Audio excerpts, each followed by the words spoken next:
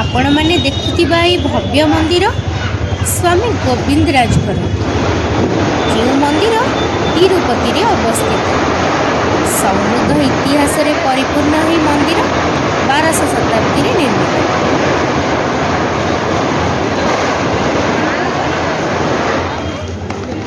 एठारे रामानुज 1130 मसीह गोविंदराज को मूर्ति स्थापना करथिले। मंदिरर निर्माण यादव राजवंश द्वारा करा जायथिला। परे एहा विजयनगर साम्राज्य द्वारा विस्तारित करागला। मंदिर मध्य थिबा भगवान गोविंदराजकर मूर्ति जोगनिद्रा मुद्रा रे अछंती, जहाको शांति और आध्यात्मिक ज्ञानर प्रतीक बोली मान्यता रही। मंदिर परिसर रे पार्थसारथी रुक्मणी और सत्यभामा मंदिर मध्य रही। गोविंदराज स्वामी को स्वामी भेंकटेश्वर बड़ भाई बोली कहुए। स्वामी भेंकटेश्वर विवाह पाई कुबेरंकठू निया जाइथिबा भारी धनर कुशलतार सह कार्य निर्वाह करथिले स्वामी गोविंदराज। सेथिपई तांको धनर देवतार मान्यता मध्य दिया जायछि। एही मंदिर रे प्रीमियम दर्शनर सुविधा मध्य रही। जदि अत्यधिक भीड़ थिबो ताहले आपण टिकेट नहीं दर्शन करिपरिबे।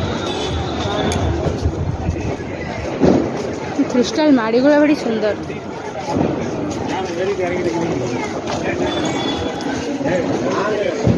स्वामी गोविंदराज को मंदिर पाखापाखि गोटे सुंदर मार्केट अच्छी, जो कि आपण बहुत सारा जिनस किनी परिबे।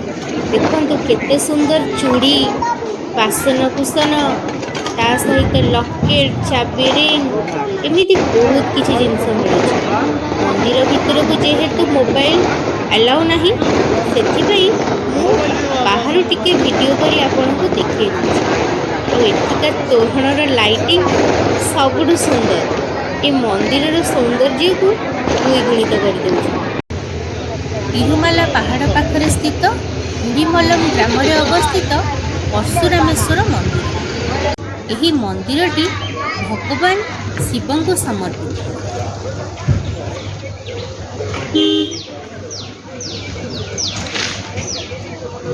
एही मंदिरटी को दक्षिण भारतर सबुठु पुराना शिव मंदिर मध्यरु गोटिएर मान्यता रही। एही मंदिरर इतिहास प्राय 1000 वर्ष पुराना। भगवान परशुराम जे कि भगवान विष्णुंकर षष्ठ अवतार एही मंदिर निर्माण करथिले। मंदिर रे थिबा शिवलिंग बहु प्राचीन और विशाल। एहार उपरी भागरे भगवान शिवंकर मूर्ति रही। एही मंदिरर उद्देश्य रे एक कहानी सुनिबाकू मिले। भगवान परशुराम पितांक आज्ञार निज माँ को बध कला परे नरहत्या पापरू रक्षा पाइबाकू जाई एठी महादेव को तपस्या करुथिले। एठारे फुटुथुबा एक स्वतंत्र फूल को से महादेव को अर्पण करुथिले। भगवान दिने एही फूल को जगिबा पई चित्रसेन को दायित्व देइथिले ओ शिकार पई चली जाइथिले। परशुराम आसीबा पूर्वरु चित्रसेन से फूल को महादेव को अर्पण कर देइथिले। एथिपई भगवान परशुराम चित्रसेन को ऊपर आक्रमण करथिले। एही मंदिरर वातावरण बहुत स्वच्छ और शांत। अनेक लोक एठी को प्रतिदिन भगवान महादेव आराधना पई आसिथांती।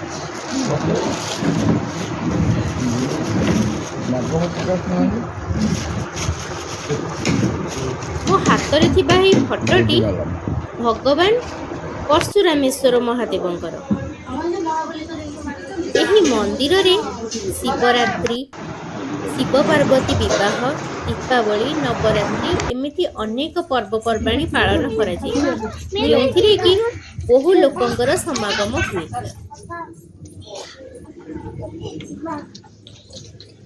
एही शांत स्वच्छ आध्यात्मिक भरा परिवेश रे भगवान शिव को आराधना कलु।